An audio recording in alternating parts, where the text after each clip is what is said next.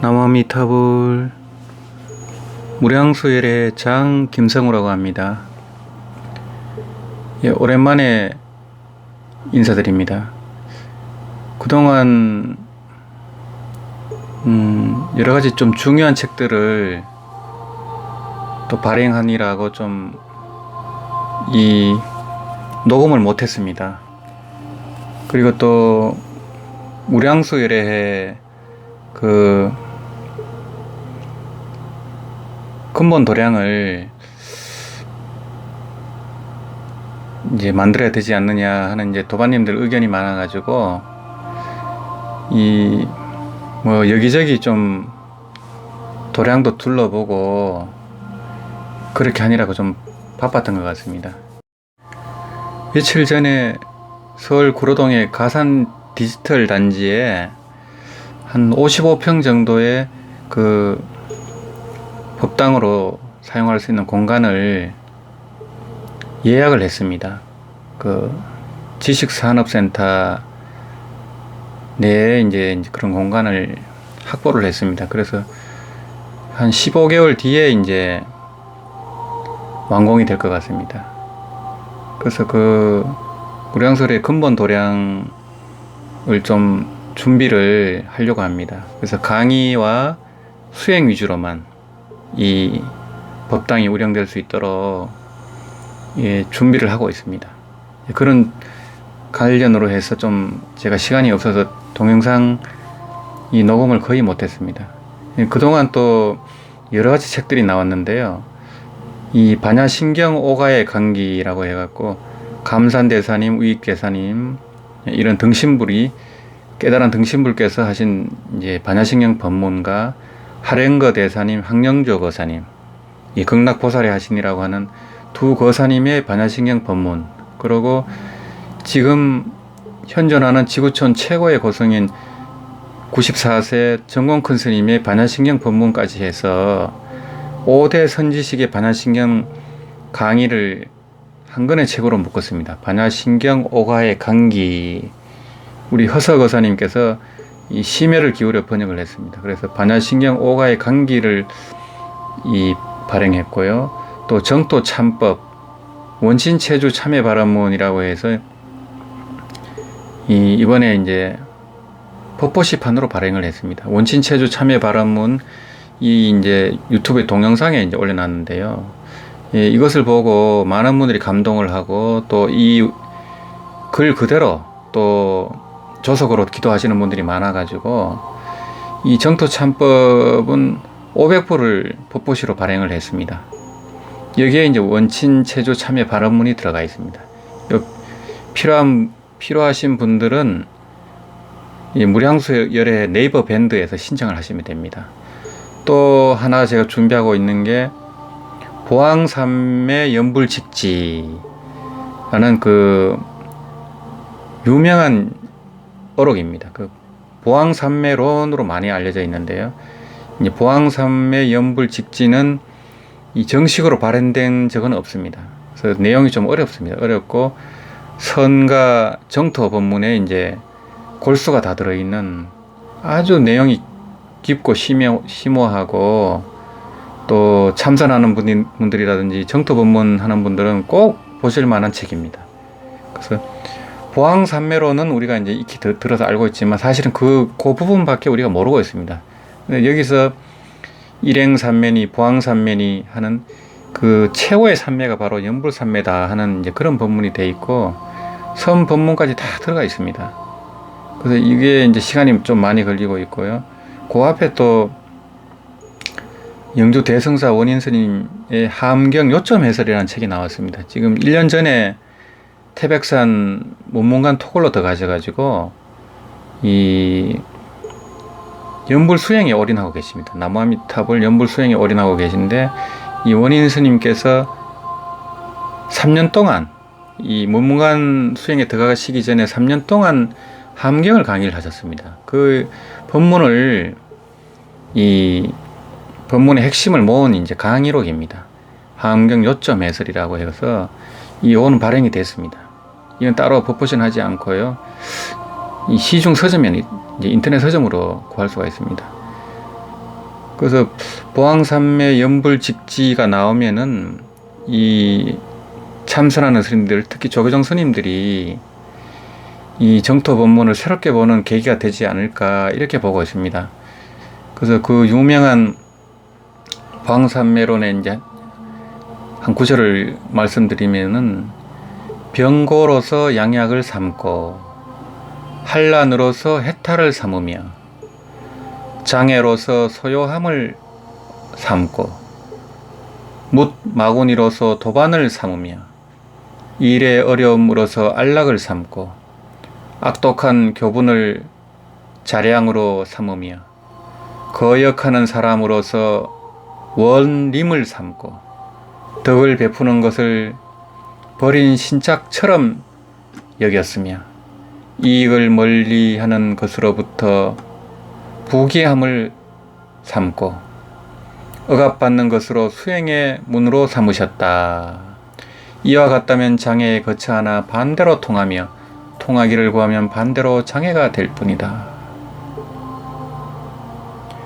그래서 우리가 이제 고통이라든지 질병이라든지 이 마장으로 인해서 사실은 수행에 이 장애가 일어나고 퇴보를 하고 그런 경우가 굉장히 많습니다. 좀 수행이 될 것 같으면 꼭 마장이 일어나기 때문에 거기서 주저앉는 분들이 의외로 많습니다. 경제적인 문제라든지 질병 때문이라든지 또 기타 등등의 문제 때문에 이런 문제를 이제 돌파하는 법을 이 보왕산매 연불직지에서는 상세하게 이렇게 설명을 하고 있습니다. 우리가 아는 보왕산매처럼 그렇게 간단한 구절이 아닙니다. 그 부분만 이제 세간에 알려진 것일 뿐이고요. 이 이제 마장이란 장애 속에서 모든 것을 오묘한 경계로 성취하기 때문에 이제 이 보왕산매론에서는 이런 내용을 강조를 하고 있습니다. 그래서 이제 부처님께서는 이런 장애 또는 마장 가운데서 보리의 도를 성취하셨다는 겁니다. 그래서 심지어는 히말라야 설산에서 반구절 개성을 위해서 나찰을 위해 당신 몸을 던지기도 하고 또 인욕보살로서 가리왕에게 이 할절 신체 사지를 마디마디 절단당하는 괴로움을 당하기도 했습니다. 이제 그런 마장을 통해서 더 깨달음이 깊어진다는 겁니다. 그래서 그런 이제 질병이라든지 어떤 악인이라든지 그런 한란이라든지 병고라든지 그때가 사실은 공부할 때라는 겁니다. 그거를 돌파해야만 진짜 깨달음도 깊어지고 또 깨달은 분들은 제대로 보림이 된다는 거. 이런 내용을 이제 이 보왕산매 연불직지에서는 자세하게 이제 설명을 하고 있습니다. 예, 요거를 이제 좀 번역을 하다 보니까 시간이 많이 이제 걸리고 있습니다. 아마 이달 안에는 이제 나오지 않을까 이렇게 예상을 하고 있습니다. 그래서 오늘은 그동안 이제 유튜브 동영상을 못 올려가지고 죄송한 마음에 한 주제를 정해서 말씀을 드리겠습니다. 오늘의 주제는 1000가지 재앙을 소멸시키고 10,000가지 복덕을 성취하는 심왕이란 무엇인가, 이런 주제로 말씀을 드리겠습니다. 이 내용은 이 중국 양나라 때 미륵보살의 응신이라고 하는 부대사님의 깨달음과 그 법문을 중심으로 말씀을 드리겠습니다. 제가 오늘 말씀드릴 이 내용은 제가 10수년 전에 월간 고경에 이제 발표했던 이제 내용입니다. 이 고경은 그 성철스님 문도에 백년암을 중심으로 한 성철스님 문도에서 발행하는 이제 선 관련 전문지입니다. 월간이었고요. 월간 고경에 제가 1년을 연재했는지 2년을 연재했는지 처음에 이제 창간 때부터 연재를 했었습니다. 이때 이제 부대사님의 법문을 제가 소개를 한 적이 있습니다. 그 내용을 중심으로 제가 읽으면서 이제 말씀을 드리겠습니다. 24시간 행주자와 함께하는 희망을 밝힌 부대사. 이런 주제로 제가 이제 글을 쓴 적이 있습니다. 나도 한번 깨달아 보겠다고 다짐한 불자라면 꼭 보게 마련인 금강경 오가의 설의. 이 책은 역대 금강경 추석서 가운데 규봉 정밀, 육조 해능, 부대사, 야보 도천, 예장 종경 등 5분 선사의 해설서를 모은 중국의 금강경 오가회를 조선 초기에 하모 득통 스님이 한국적인 안목으로 다시 총평한 명저입니다. 금강경을 선의 입장에서 선시와 개송 등을 곁들여 풀이한 일종의 선호록이라 선교 쌍수의 필독서라 해도 과언이 아닙니다. 이제 이 금강경 오가의 설이 역강이란 책이 비움과 소통에서 나온 게 있습니다. 굉장히 두꺼운데 이 하모득통 스님의 주석까지 다 상세하게 번역이 되어 있습니다. 그래서 이제 이거를 금강경 오가회를 이 주석까지 한문과 대조해서 공부하실 분들은 금강경 오가의 설이 역강이라는 책을 제가 저번에 한번 추천드린 적이 있습니다. 금강경의 깨달음이란 이제 그 동영상에서요. 요게 필요하신 분들은 이 검색을 하면 됩니다. 이 인터넷 서점으로 구입하셔도 되고 그 저한테 연락을 하시면 저렴하게 제가 보내드릴 수가 있습니다. 그거 참고하시고요. 그런데 이 금강경 오가에 등장하는 부대사, 이 부대사님은 497년부터 569년까지 생존했습니다. 부대사님이 제가의 선사라는 사실을 아는 불자들은 많지 않을 것입니다. 스님이 아니고 제가자라는 겁니다. 이 금강경 오가에 등장하는 이 5분 선사님은 역대의 그런 고성대덕 가운데 깨달음이 깊고 가장 금강경을 이 독창적으로 이렇게 해설하신 분들입니다. 그 중에 이 부대사님이 등장을 하는 겁니다. 사실 부대사는 한국에선 잘 알려진 방거사보다 더 높은 명성을 얻어 미륵보살의 응신으로까지 추앙되었고 중국의 유마거사로 불린 세속의 성자입니다. 그래서 이 유마거사님은 유마경의 이제 주인공이시고 제가 유마경의 깨달음에서 말씀드렸다시피 금속열애의 하신이라고 합니다. 또는 묘희세계 부동열애의 하신이라고 합니다. 사실상 부처의 경지입니다. 그러다 보니까 문수보살님부터 10대 보살님들이 이 유마거사님 앞에서는 쩔쩔맵니다. 그런 내용이 이제 유마경에 나오고요. 이 문수보살님도 칠불의 스승으로서 이미 깨달은 분입니다.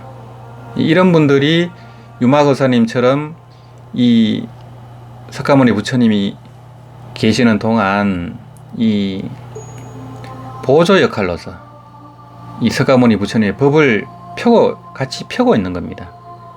그래서 마치 은퇴한 회장님이나 사장님들이 이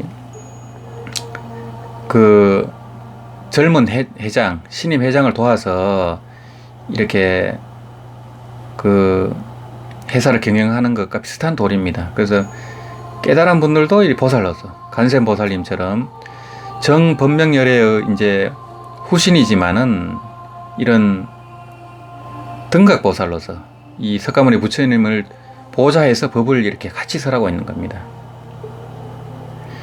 중국 양나라 말기인 서기 497년 무주에서 출생한 그의 자는 현풍, 거물현자 발음풍자입니다. 현풍, 이름은 흡, 부대사, 쌍림대사, 동양거사라고도 불렸습니다. 속성은 부씨로서 16세에 유씨와 결혼해 보건, 보성 두 아들을 낳았으며 24세에 개정당에서 인도 스님 성두타의 가마를 입고 성산에 숨어서 수행하다가 쌍림수 아래서 깨달음을 얻었다고 전해집니다. 그래서 이제 쌍림대사라고 많이 불립니다. 낮에는 품을 팔고 밤에는 부인 묘강과 함께 대승법문을 설한 지 7년 만에 소문이 나서 천하의 명성들이 모여들었습니다. 이 부인인 묘강 부인도 굉장한 도인입니다. 곧 나중에 말씀을 드리겠습니다. 때로 성기 가득한 무예행으로 불자들의 존경을 받았고 양무제의 기일을 받았으며 종산 정림사에서 추석했습니다. 저서의 부대사록 시망명 등이 전합니다. 이 양무제가 계실 때는 이 중국 불교 최고의 전성기였습니다. 그래서 수만 기의 이 탑을 세우고 절을 세운 이 중국 불교의 한근기였습니다. 이런 양무제가 있었기 때문에 달마대사도 등장할 수 있었고 이런 부대사도 나올 수 있었고 또는 이 지공하상 간센보살의 하신이라고 하는 지공하상도 등장할 수 있었습니다. 이 절대 이 양무제를 낮춰본다든지 이렇게 하면 안 됩니다. 그래서 이제 이분이 이제 그런 탑을 세우고 절을 세운 이 복덕이 있느냐 했을 때 달마대사님이 무라고 했기 때문에 이 양무제는 쓸데없는 일을 했다 이렇게 생각하면 큰일 납니다. 이 복덕에 대한 집착 그거를 경책을 한 거지 복덕을 짓지 말라는 말이 절대 아닙니다. 그걸 그렇게 해석해 버리면 하나밖에 모르는 사람입니다. 이 깨달음을 얻어가지고 부처가 되려면 반드시 복개상수가 돼야 됩니다. 지혜를 증득하고 또 복덕을 쌓고 공덕을 쌓아야 됩니다. 그래야만 양족존이 돼서 성불을 할 수 있습니다. 그전에는 부처가 아닙니다. 깨달아도 이 보살지로서 이 보살 가위를 다 거쳐서 십지보살 등각 묘가까지 가야 되는 겁니다. 그러려면 반드시 공덕을 쌓아야 됩니다. 이 부처님처럼 당신 몸을 짐승을 위해 던질 정도로 그런 수많은 그런 어떤 공덕행, 보살행 그런 가정이 있어야만 이제 진짜 부처가 되는 겁니다. 그전에는 이제 새끼 부처입니다. 새끼 부처는 힘이 없습니다. 이 부대사님의 이제 보린 가정에 대해서 제가 말씀을 또 드리겠습니다. 양무제의 기일을 받게 된 결정적인 계기가 된 벼감록 제67칙의 문답을 보면 부대사의 탁월한 안목을 엿볼 수 있습니다. 양무제가 부대사를 초청해 금강경을 강의하도록 하였다. 부대사는 법상에 올라서 경상을 한번 후려치고는 곧바로 법상에서 내려왔다. 양무제는 깜짝 놀랐다. 지공하상이 양무제에게 질문했다. 폐하께서는 아시겠습니까? 무제는 말했다. 잘 모르겠습니다. 불해. 지공하상이 말했다. 부대사의 강의는 끝났습니다. 대사강경이라. 심오한 금강경 설법을 기대하던 양무제는 부대사가 말없이 설한 뜻밖의 최상승 법문의 영문을 몰라 넋을 잃고 말았습니다. 지공하상은 우레와 같은 부대사의 무건 법문에 공감을 표하고 금강경 설법은 끝났다고 선언하는 명장면입니다. 부대사는 무언의 금강경 설법을 통해 반야의 지혜는 말로 설할 수 있는 것이 아니며 즉 불가설이며 얻을 수 있는 물건이나 대상도 아니며 불가득이며 고정된 특성이 없는 무자성임을 강조하고 있습니다. 여기서 이제 지공하상은 부대사의 법문을 알고 있는 겁니다. 그래서 부대사의 강의는 끝났습니다. 한마디도 안 했습니다. 경상은 후려친 것밖에 없습니다. 한마디도 안 했는데 부대사의 강의는 끝났습니다. 라고 이제 주석을 단 겁니다. 이 지공하상께서는 달마대사가 양무제를 만났을 때도 이 양무제가 달마대사의 법문을 못 알아들으니까 또 설명을 합니다. 이미 달마대사는 떠났습니다. 그는 간암보살의 하신입니다. 이렇게 설명을 합니다. 이제 사실은 이 양무제 지공하상 역시 간센보살의 하신이라 할 정도로 도력이 높은 분입니다. 또 신통력이 대단했던 분이고요. 또 이 부대사의 이 법문까지 다 간파할 정도로 깨달음이 높은 분입니다. 그렇게 보셔야 됩니다. 그래서 이제 달마대사, 부대사, 이 지공화상 이런 빅3 3대 도인의 경지가 비슷하다 이렇게 보시면 됩니다. 그 누가 높고 낮고를 말할 수가 없습니다. 그렇게 보시면 됩니다. 1500여 년이 지난 지금 이 법문을 보는 우리는 즉시 법상에 올라 경상을 후려치는 부대사가 되어야 합니다. 경상을 후려치는 그 당체이자 주장자로 경상을 칠 때 나는 그 소리를 듣는 당체를 즉각 깨달아야 합니다. 있다고도 없다고도 할 수 없고 뭐라고 이름 붙일 수 없어 자성이니 불성이니 본래 면목이니 주인공이니 하는 그것과 개합이 된다면 더 이상의 그런 사족이 될 것입니다. 부대사는 위의 선문답을 깨닫지 못한 이들을 위해 다음과 같은 개성으로 힌트를 주고 있습니다. 밤마다 부처를 안고 자고 아침마다 함께 일어난다네. 야야포 불면하고 조조한공기라 앉으나 서나 늘 따라다니고 말할 때나 안 할 때나 함께 있으며 기자 진상수하고 어묵 동거지하며 털끝만큼도 서로 떨어지지 않으니 몸에 그림자 따르듯 하는구나. 섬호 불상리하니 여신 영상사로다. 부처님 간 곳을 알고자 하는가? 단지 이렇게 말하는 그것이라네. 욕식불거처인가? 지저 어성시라. 단지 이 말하는 그것이라네. 부대사의 개성으로 알려진 이 선시는 우리의 일상생활을 주도하는 형상 없는 주인공이 바로 단지 이렇게 말하는 그것, 말하는 당체, 즉 자성이자 부처, 시망이자 공황임을 밝히고 있습니다. 행주자와 어묵동정에 24시간을 함께하는 마음부처, 즉 신불은 위에서 부대사가 경상을 두드린 당체, 경상에서 나는 그 소리를 듣는 자성이 아니던가. 부대사는 이를 두고 시망명에서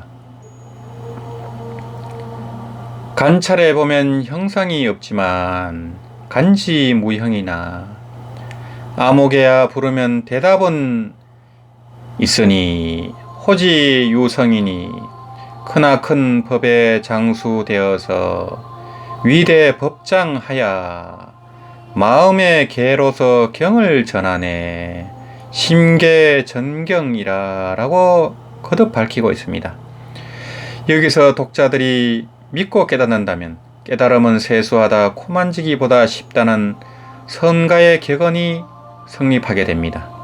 그렇지 못하다면 물고기가 물속에서 물을 찾고 목동이 소를 타고 소를 찾고 애기 여분 엄마가 아기 찾는 코미디가 연출될 것입니다. 이를 두고 능엄경에서는 연야달다가 제 머리를 두고 머리를 찾아다닌다는 비유를 들고 있습니다. 마음으로 마음을 찾는 어리석임에서 벗어나는 순간 마음이 곧 부처임을 깨달아 언제 어디서나 자유자재한 주인공의 삶을 살게 됩니다. 물론 이 마음은 중생의 시비분별, 번뇌망상심이 아닌 무아무심의 평상심, 생각 이전의 마음인 본래심을 가리킵니다. 시망명에 따르면 부대사가 밝힌 우리의 본래 마음은 거하고 묘하여 측량이 어려워 형체도 모양도 없으나 크나큰 신통력을 가진 것입니다. 유대신력입니다. 그러니 이 시망의 권능으로 일상생활을 걸림없이 영위하여 일체 중생을 위하여 능히 천가지 재앙을 소멸시키고 능멸천재하고 만가지 복덕을 성취하는 성취만덕하는 이렇게 해야 됩니다. 따라서 공에 집착하고 고요에 취해 집공체적해서 표류하며 가라앉아서는 안 될 일입니다. 그래서 이 깨달음이라는 것은 시작입니다. 끝이 아니고 시작입니다. 이 희망의 권능으로 일상생활을 자유자재하고 중생의 천가지 재앙을 소멸시키고 만가지 복덕을 성취시키게 하는 그런 권능을 쓸 수 있어야 됩니다. 선방에서 익힌 정중성과 선정의 힘으로 생활 중에서 동중선의 활달한 지혜작용을 펼쳐 대자대비행을 실천하는 것이 제대로 된 불행수행임을 기억해야 합니다. 불행수행이라 하면 바로 부처 행을 불행이라 합니다. 불행수행이다. 이것은 이제 깨닫고 난 뒤에 보림수행을 의미하기도 합니다.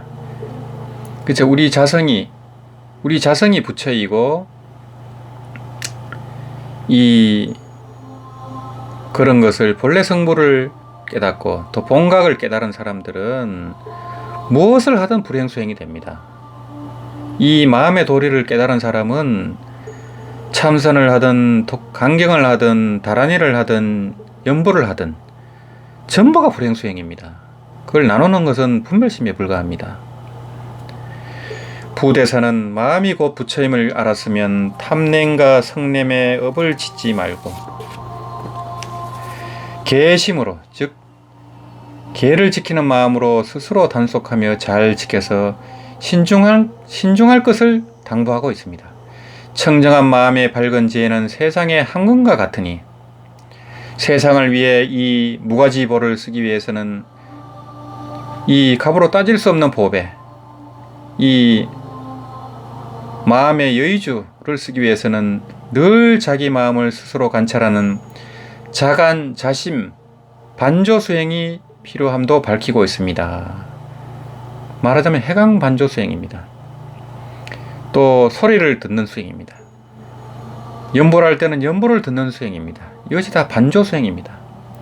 생각을 할 때는 생각을 일으키는 당체를 돌이켜보는 해강 반조 수행입니다. 늘 알아차리는 위파사나 수행입니다.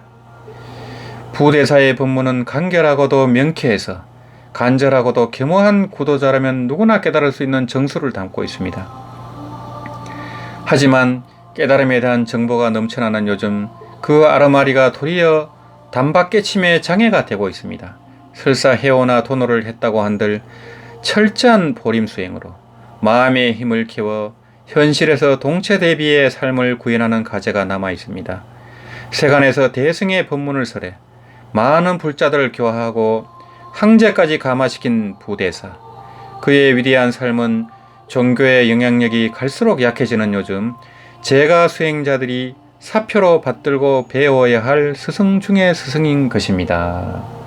물론 스님들도 이 부대사의 이 깨달음을 공부를 해야 되는 것은 말할 것도 없습니다. 이 금강 오가의 이 한 분으로서 이 부대사의 법문은 꼭 공부를 해보시면 좋겠습니다. 양무제와 동시대의 거사로서 불법을 널리 선양한 부대사의 간단한 전기와 무언의 금강경 법문을 중심으로 그의 깨달음에 대해 살펴보았습니다. 이번에는 부대사가 깨달음을 얻은 후 어떻게 보림하며 작은 부처로서 불행수행을 했는지에 대해 알아보고자 합니다.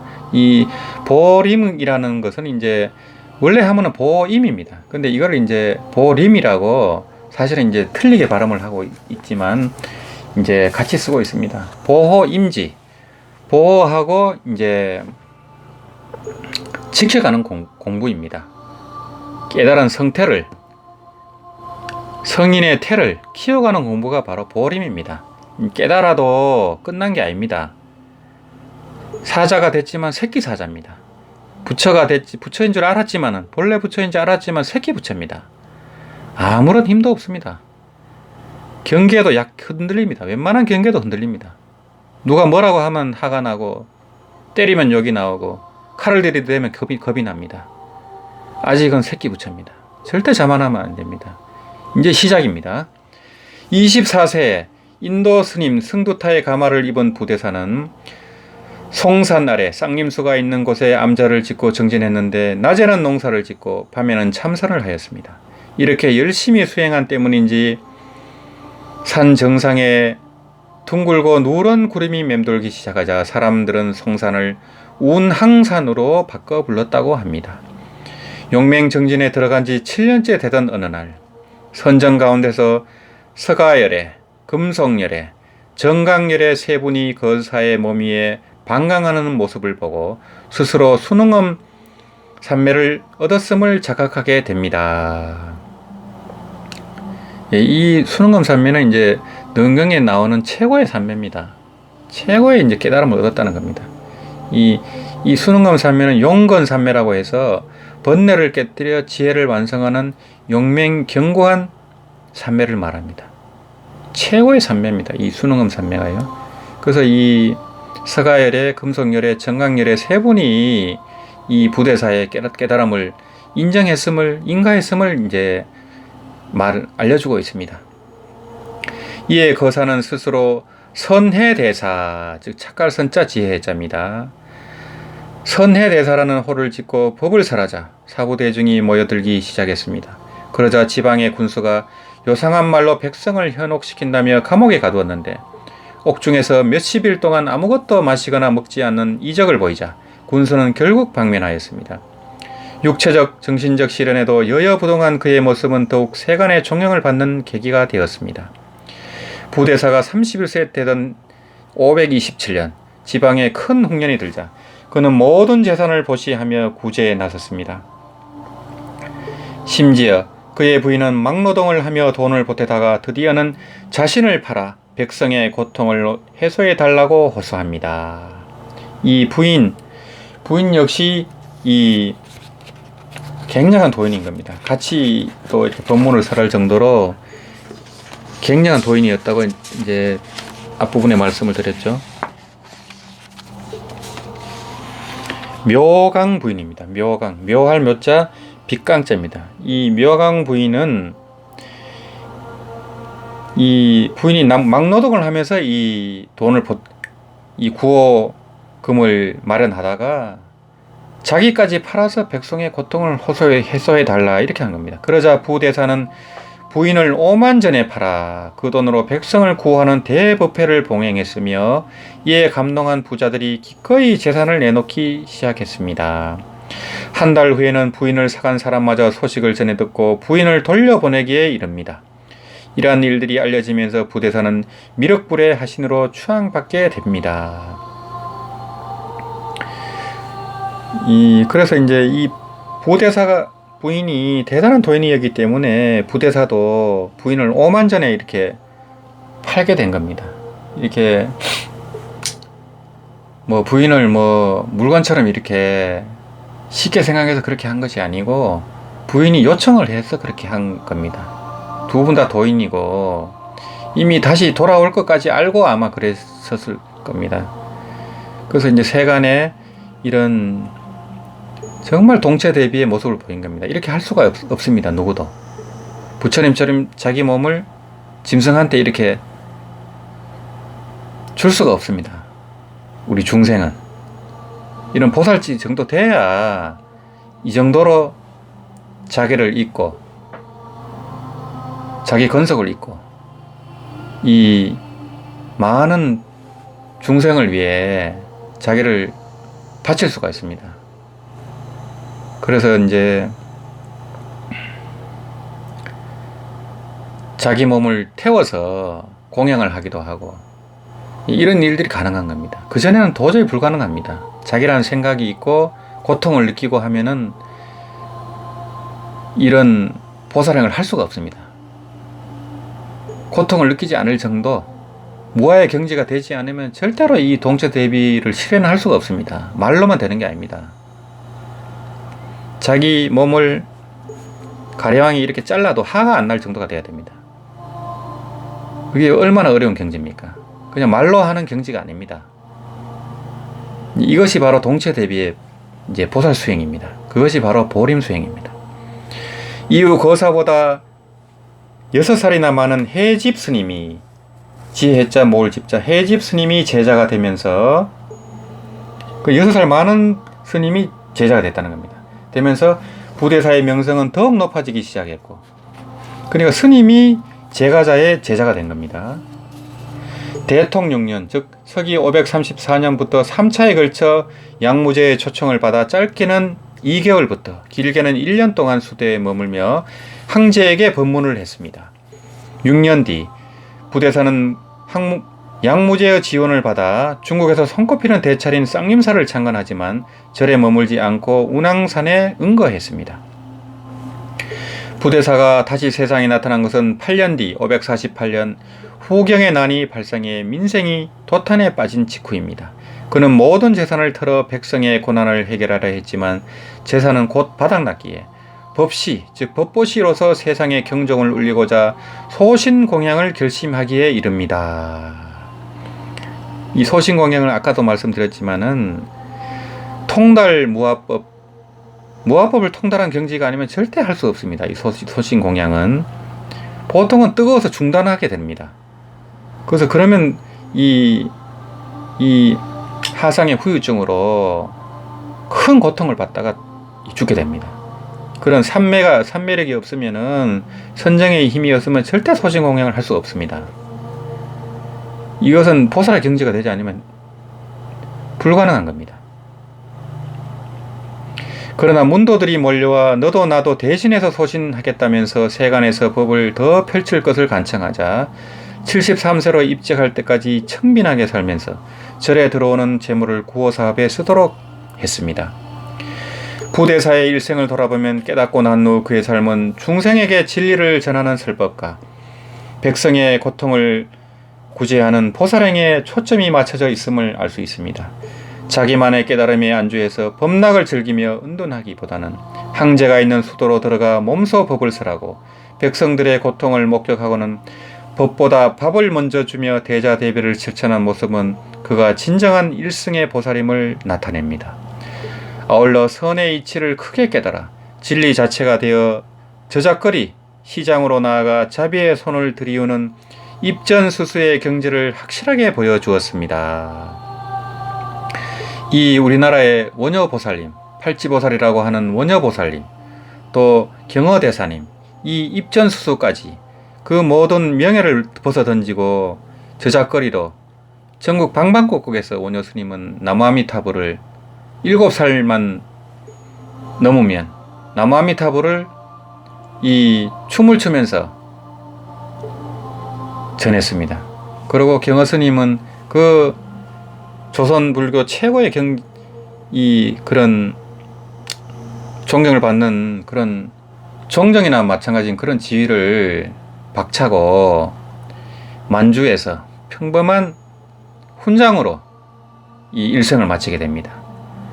이 성각 일체 도덕을 초월한 그런 도인이 가장 평범한 모습으로 이 세간에서 도덕을 가르치고 돌아가셨다는 거, 이거를 분명히 아셔야 됩니다. 이것이 바로 입전수수의 경지입니다. 부대사를 비롯해 원효스님, 경허대사와 같이 깨달은 도인들은 마지막 수행의 여정에서 왜 평범한 사람들이 살고 있는 세간 속으로 들어가 자비행을 펼치는 것일까? 그것은 몸과 생각의 덩어리인 에고의 아성을 허물고 무아무심이 된 자는 우주와 하나가 된 대하로 살아가기 때문이리라. 작은 나가 아닌 큰 나는 인류는 물론 모든 유정을 하나의 생명으로 보기에 동체 대비의 삶을 살 수밖에 없습니다. 결국 도인이 체득한 무심은 무정물의 생각 없음이 아니라 오로지 너와 내가 따로 없는 자타불이의 대자대비의 마음임을 알 수 있습니다. 대자대비란 크게 사랑하고 지극히 연민하는 마음입니다. 아무 생각도 없는 무기에 빠진 의식 상태나 치성하는 중생의 애정이 아닌 텅 비었으면서도 참사랑으로 가득 찬 진공 묘유의 마음인 것입니다. 부처님께서 열반에 앞서 최후에 설한 진실한 법문인 대반열반경 범행품에는 자비 희사의 사무량심을 설명하면서 큰 사랑인 자심, 이 보리심과 깨달음의 근본임을 강조하고 있습니다. 선남자야, 사랑은 곧 열애며 사랑이 곧 대승이니 대승은 곧 사랑이요 사랑은 곧 열애니라. 선남자야, 사랑은 곧 보리의 도니 보리의 도가 곧 열애요. 열애는 곧 사랑이니라.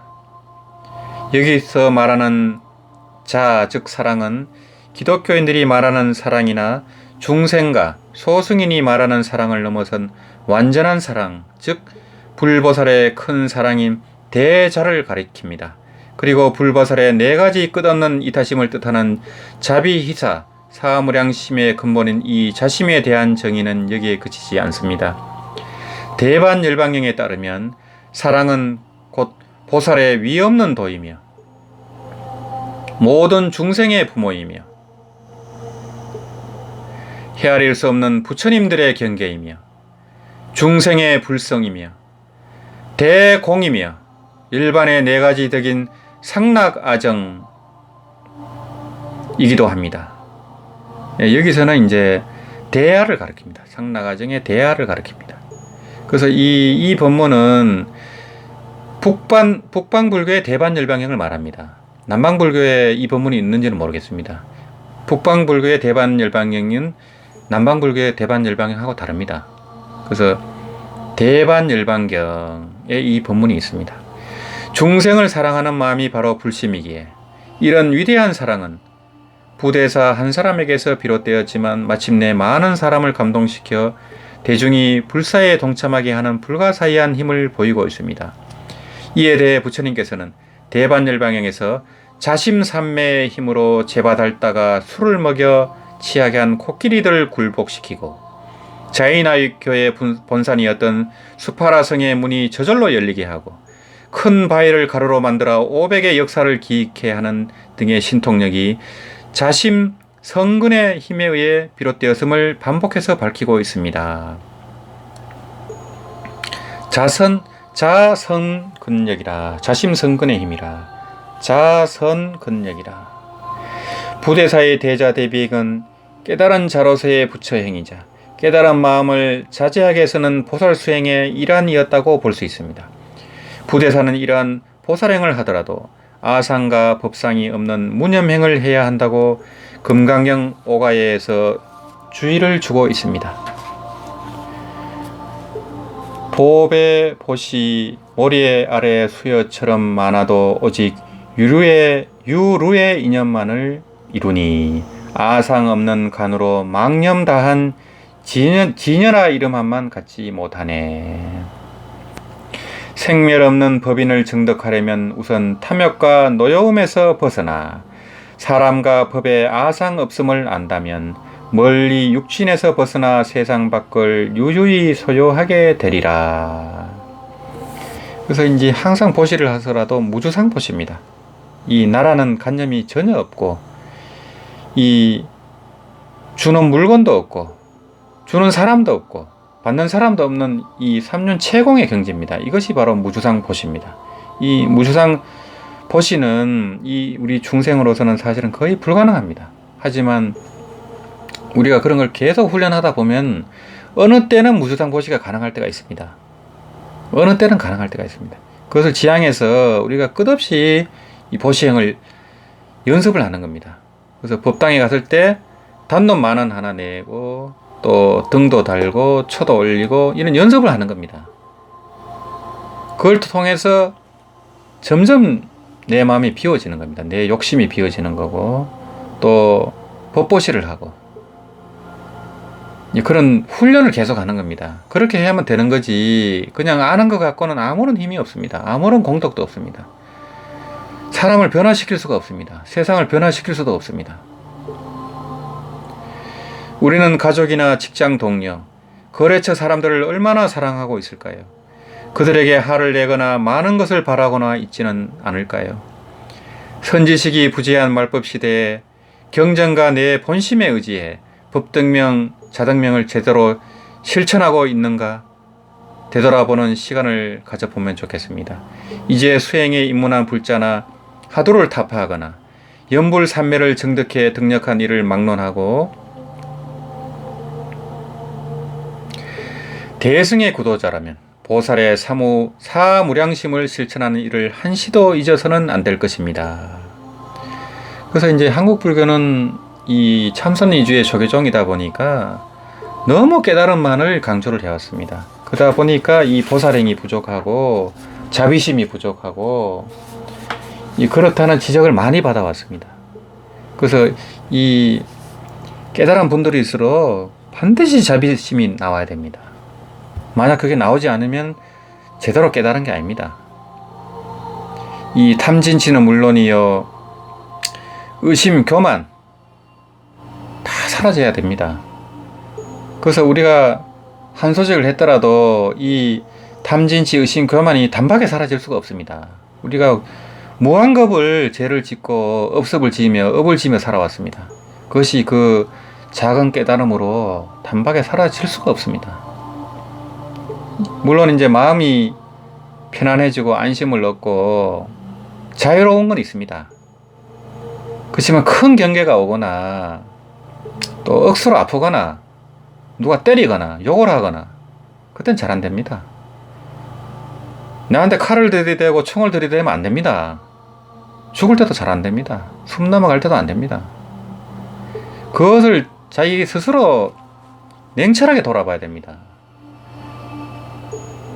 그냥 그 한 소식 한 것 같고 끝인 줄 알고 하면 큰일 납니다. 반드시 능엄경, 함경 등 대승경전을 통해서 자기 자신을 점검해야만 향상일로가 가능합니다. 끝없이 초월하는 깨달음의 길이 펼쳐져 있습니다. 우리는 우리 눈앞이나 우리 밑에만 볼 뿐이지 우리 위를 절대로 볼 수가 없습니다. 이 불보살님은 보이는 존재가 아닙니다. 응신불로 왔을 때만 우리가 볼 수 있을 뿐이지 이 보신불이라든지 그런 분신부처님, 분신보살님들을 볼 수가 없습니다. 간절한 기도라든지 그럴 때만 이제 볼 수 있을 뿐이지 아니면 산매에 들었을 때 밖에 못 봅니다. 근데 보이지 않는다고 없다고 한다거나 이러면 큰일 납니다. 대승경전에는 무수한 보살님들이 등장합니다. 반드시 그걸 믿어야 됩니다. 그걸 못 믿으면 불자가 아닙니다. 대승불자가 아닙니다. 그것을 소설로 본다든지 한상으로 생각한다든지 그러면 큰일 납니다. 그걸 기도를 많이 하신 분들이라든지 깊은 공부를 하신 분들이라든지 산매를 체험한 분들은 다 알게 됩니다. 체험적으로 이런 보이지 않는 불보살님들이 존재하는구나 알게 됩니다. 그걸 모르는 분들이 이게 그냥 소설이겠거니 지어낸 얘기겠거니 이런 황당한 구업을 짓습니다. 그 구업은 말도 못합니다. 그래 일단은 부처님 법문은 이 소승경전이든 대승경전이든 무조건 믿어야 됩니다. 대승공부를 한다고 소승경전을 무시한다고 하면 큰일 납니다. 전부 부처님이 설한 법문이고 또 참선이든 강경수행이든 다란의 수행이든 연불수행이든 다른 수행법을 하는 분들을 폄하한다거나 무시하면 절대 안 됩니다. 전부 부처님이 설한 37조도품에 나오는 그 수행 방편입니다.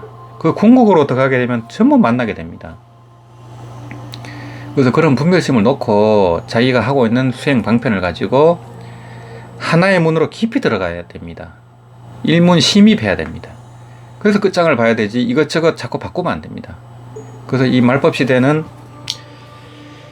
이 자력 수행만으로는 윤회를 벗어나는 게 거의 불가능합니다. 70억 중에 몇 명도 안 됩니다. 그래서 이 자력과 불력을 같이 하는 정토 법문을 제가 권하고 있습니다.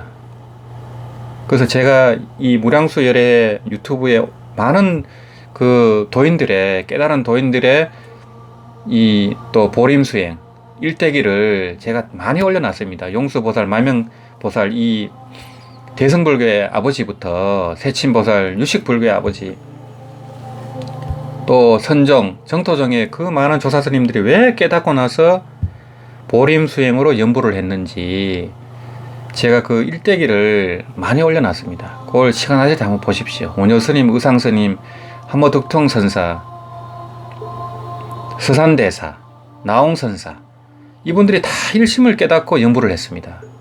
꼭 그걸 한번 참고해 보시기 바랍니다. 그리고 이 무량수열의 밴드에서는 정토오경일론과 정토참법을 법보시를 하고 있습니다. 또 무량수열 밴드에 들어가서 보시고 신청을 하시면 됩니다. 또 아까 말씀드린 반야신경 오가의 강기 이것도 지금 무량수열의 밴드에서 법보시를 하고 있습니다. 아직 그 여분이 있기 때문에 거기서 신청하면 됩니다. 그래서 무량수열에는 이 법보시를 많이 하고 있습니다. 한 달에 몇 건씩 하고 있습니다. 몇천 건씩 지금 법보시를 하고 있고, 또 무량수열의 이 근본도량이 15개월 뒤에 생겨도 주로 하는 불사는 이 연불수행, 또 불교 강의, 또 법보시, 이것이 세 가지가 주요한 이제 수행 방편입니다. 예, 그것은 이제 이 정공 큰 스님께서 하는 이 불사도 마찬가지입니다. 이 전 세계의 유튜브나 인터넷 또 위성 TV를 통해서 법문을 설하시고 강경설법을 하시고 대선 경전을 이 법문을 하시고 또 수많은 이 경전들을 또 법보시를 해서 유통을 하시고, 그게 가장 중요한 사업입니다. 그보다 귀한 불사가 없습니다. 그래서 그런 불사 위주로 무량수열에는 이 또 철화정진이라든지 가행정진을 지금 부산이라든지 대구라든지 부산 간음사, 대구 연불선언, 또 세종시 영평사에서는 이 코로나 이 어려움 속에서도 법회를 마스크를 끼고 진행을 하고 있습니다. 그 주변에 계신 분들은 정기 이 수행에 동참을 하시면 좋을 것 같고요. 또 무량수의 밴드에서는 수시로 이 법보시를 하고 있으니까 이 가입하셔서 신청을 하시면 됩니다. 그대로 신청을 하시면 됩니다. 아무런 제약 조건도 없고 해비도 없습니다. 그래서 오늘 말씀은 여기서 마치도록 하겠습니다. 그 앞으로도 이 깨달은 도인들의 구도기와 또 보림수행 어떻게 했는지 제가 하나하나 이 말씀을 드리도록 하겠습니다. 나무아미타불, 나무아미타불, 나무아미타불.